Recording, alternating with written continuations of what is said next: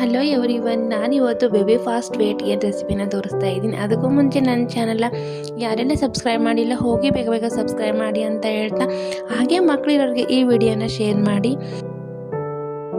ಸ್ಪೂನಷ್ಟು ಅಕ್ಕಿನ ತೊಗೊಂಡು 1 ಸ್ಪೂನಷ್ಟು ನಾವು ಬೇಳೆನ ತೊಗೊಂಡು ಚಿಕ್ಕದಾಗಿ ಕಟ್ ಮಾಡ್ಕೊಂಡಿರುವಂಥ ಪೊಟ್ಯಾಟೋನ ಹಾಕೊಳ್ಳೋಣ. ಹಾಗೆ 4 ಹೆಸರು ಬೆಳ್ಳುಳ್ಳಿನ ಹಾಕ್ಕೊಂಡು ಚಿಟಿಕೆ ಅರಿಶಿನ ಹಾಕ್ಕೊಂಡು ನಾವು ಸ್ಟವ್ ಆನ್ ಮಾಡಿ 4 ರಿಂದ 5 ವಿಸಿಲ್ ಬಂದರೆ ಸಾಕು, ಸ್ಮೂತಾಗಿ ಬೆಂದಿರುತ್ತೆ. ಹಾಗೆ ನಾವು ಮಕ್ಕಳಿಗೆ ಇದನ್ನು ತಿನ್ನಿಸೋದ್ರಿಂದ ಆಲೂಗಡ್ಡೆಯಲ್ಲಿ ಕಾರ್ಬೋಹೈಡ್ರೇಟ್ ಹಾಗೂ ಪ್ರೋಟೀನ್ ಅಂಶ ಹೆಚ್ಚಾಗಿರುತ್ತೆ. ಇದನ್ನು ಮಕ್ಕಳಿಗೆ ಕೊಡೋದ್ರಿಂದ ಮಕ್ಕಳು ಜಾಸ್ತಿ ವೇಟ್ ಗೇನ್ ಆಗ್ತಾರೆ. ಹಾಗೆ ಮಕ್ಕಳಿಗೆ ಇದರಿಂದ ಬಹಳ ಬೆನಿಫಿಟ್ಸ್ ಇದೆ ಅಂತಲೇ ಹೇಳ್ಬೋದು. ನೋಡಿ, ಈ ಥರ ಸ್ಮೂತಾಗಿ ನಾವು ಅದನ್ನು ಬೇಯಿಸ್ಕೊಳ್ಬೇಕು. ಮಕ್ಕಳಿಗೆ ಇದನ್ನು ನಾವು ವಾರದಲ್ಲಿ 2 ಸರಿ ಆದರೂ ಕೊಡ್ತಾ ಇರಬೇಕು. ಪೊಟ್ಯಾಟೋಯಿಂದ ಮಕ್ಕಳಿಗೆ ಬಹಳ ಬೆನಿಫಿಟ್ಸ್ ಇದೆ.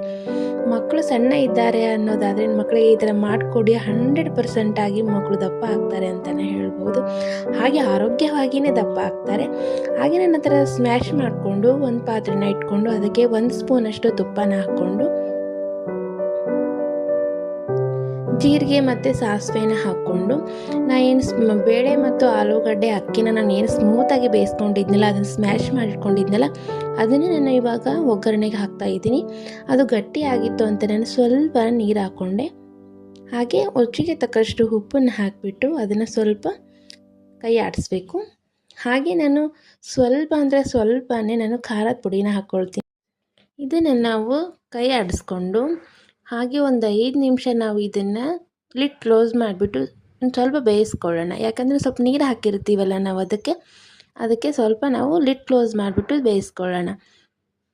ಹಾಗೆ ನನ್ನ ಇನ್ನಿತರ ರೆಸಿಪಿಗಾಗಿ ನನ್ನ ಪೇಜ್ನ ಒಂದ್ಸರಿ ವಿಸಿಟ್ ಮಾಡಿ ಅಂತ ಹೇಳ್ತಾ, ನೋಡಿ ಈ ಥರ ಬೇಯಿಸ್ಕೊಂಡ್ವಿ ನಾವು.